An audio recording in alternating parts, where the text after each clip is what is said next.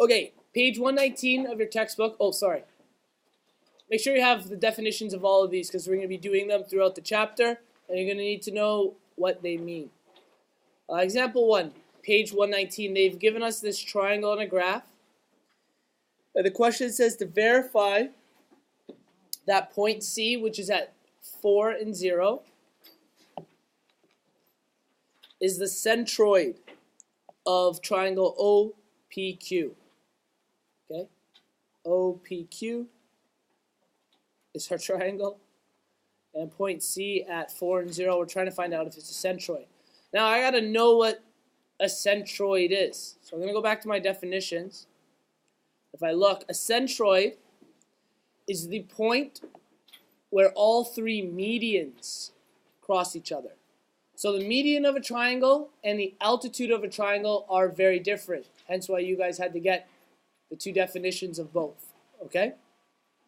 So the medians of a triangle, they refer to a point that connects to the midpoints of other sides of the triangles. So what they're asking is, do the medians look like this? They go to the midpoint to the other side of the triangle, and do all three of them cross at point C? Okay? So to find the medians of all of the points, first we need to find the corresponding midpoints for each. Okay? So let's do midpoint of OQ, of line OQ. Our midpoint formula, x1 plus x2 divided by 2, y1 plus y2 divided by 2. I need the actual coordinates of O and Q. So point O is at 0 and 0, and point Q is at 4 and 4. We're going to number them. Point 1, point 2, so x1, y1, x2, y2. We're going to quickly go through this. So x1 is 0, and x2 is 4.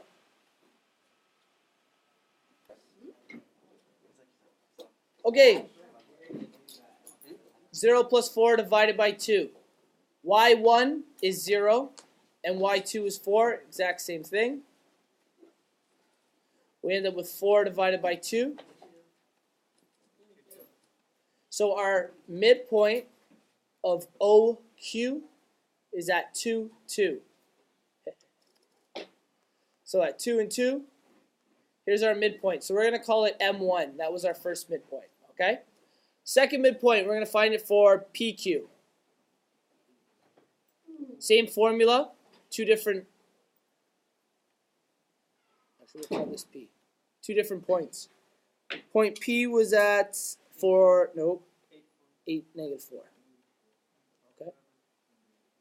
So same formula from our above. We're still finding our midpoint. So our x1, oh, I'm going to have to number these again. We're doing the midpoint of PQ. Good call. PQ midpoint, okay? So we're going to call this M2 of PQ. It's confusing, eh? Okay, so we're going to call our P point 1 and our Q point 2. X1 and Y1, okay? Works out good because I've already called point Q, X2, and Y2. So our X1 is 8.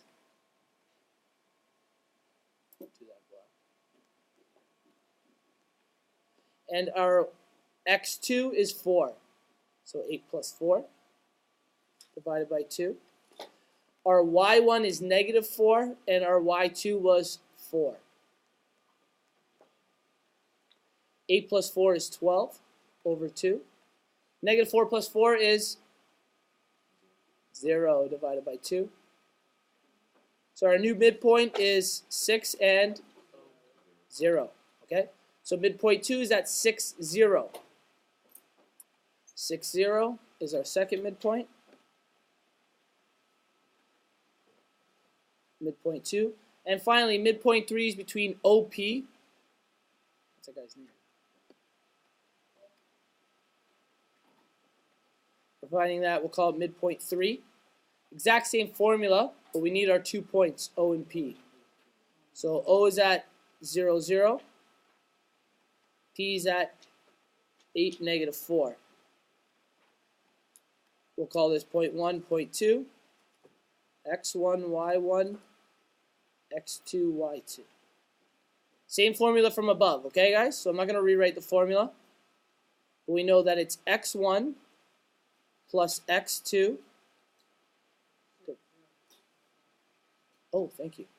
I had one on the brain. And Y1, which is 0, plus Y2, which is negative 4, divided by 2. We end up with 8 over 2 and negative 4 over 2. So our last midpoint is 4 and negative 2. So that's midpoint 3.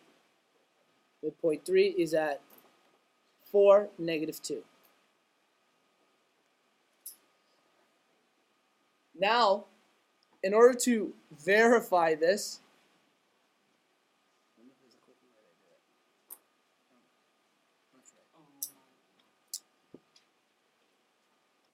okay, so we have our midpoints, and looking at it, we can probably estimate, but we need to verify using our numbers that these, or that this point is the centroid, okay?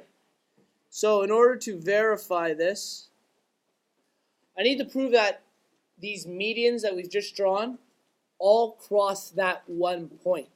So in other words, I have to find the equations of these lines. I need to find the equation of Q and midpoint 2, equation of this line. I need to find the equation of P and point M. And I need to find the equation of O and point M3. So we're going to use our point slope formula just like we just did before. There's a lot to do for this, I know. So our points were, and we'll write them at the top. P was at 8 and negative 4.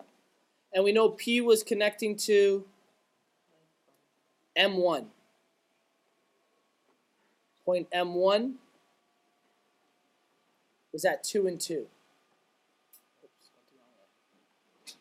So we know these 2 points are connecting to each other. We know O is at 0, 0, and it was connecting to, we'll look at O, it connected to point M2, which is at 6 and 0. Midpoint 2 is at 6 and 0. And finally, point Q, which is at 4 and 4, was connecting to midpoint 3, is at 4 and negative 2.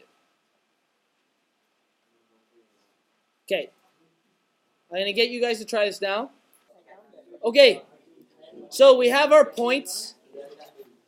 I need to find the equation of each of these lines. Okay, so the first equation I'm going to find is for point P and M. I can use my point slope formula, y2 minus y1 is equal to m x2 minus x1.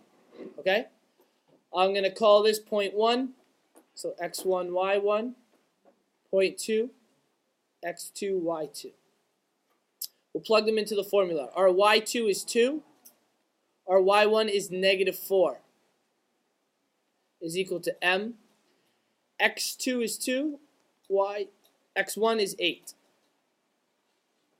2 minus negative 4 is 6. 2 minus 8 is negative 6.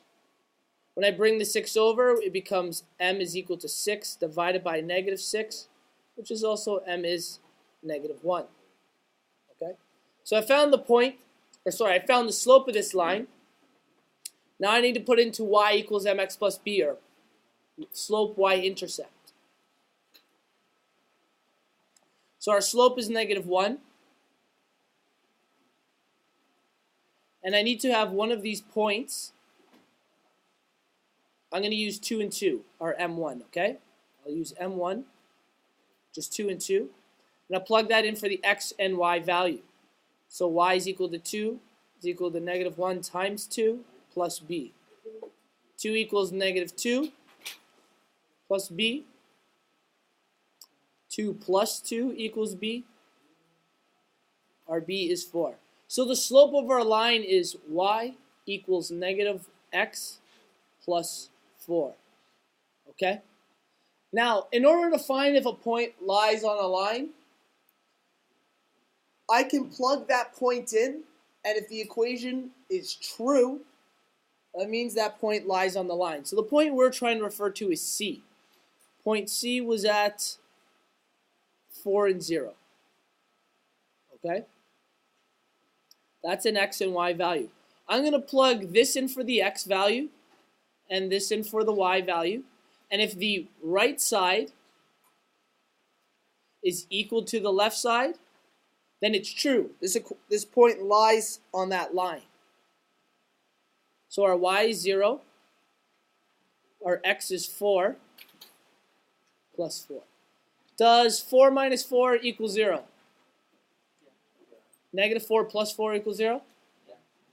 0. So does the right side equal the left side? Yes. So we know that this checks out. Okay? This point lies there, so we know it's a point on the line. The second line we're going to deal with is O and M2. These ones are going to go a little quicker, okay, because they're special cases. O is 0 and 0.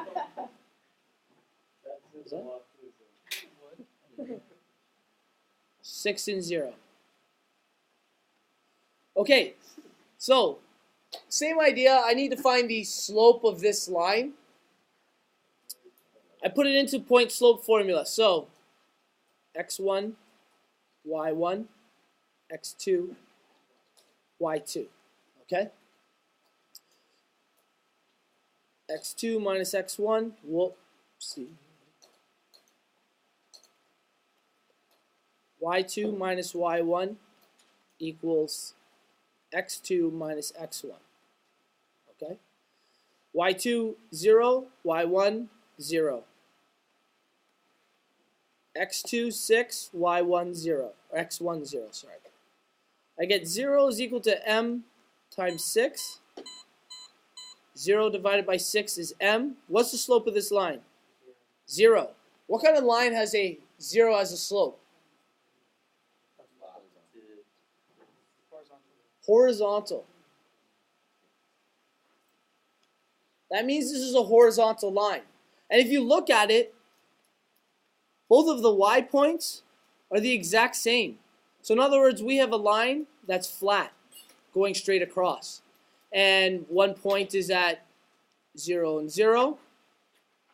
Oh, geez, what happened there? There we go. And another point's at 6 and 0. Let's talk about point C. What was C at? 4 and 0. Will 4 and 0 fall on this line? Yes. We know it's going to fall on this line because this is a horizontal line. So I've now verified that it is on 2 of the lines. Okay? Last step.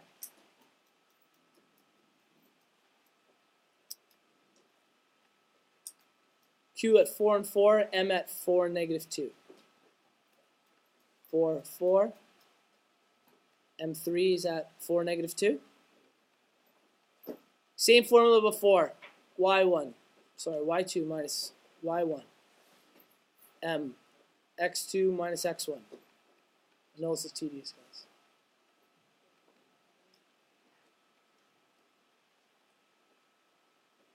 Call that point 1 and point 2.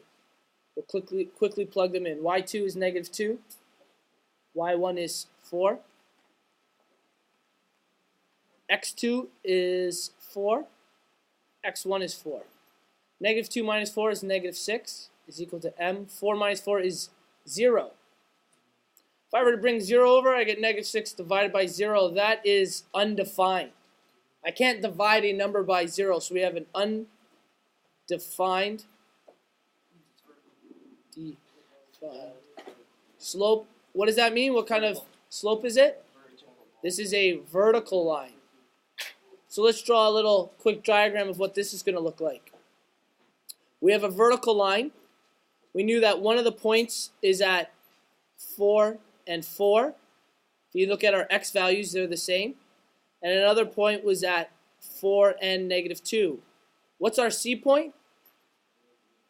4 and 0. Will that fall in between on this line? Yep.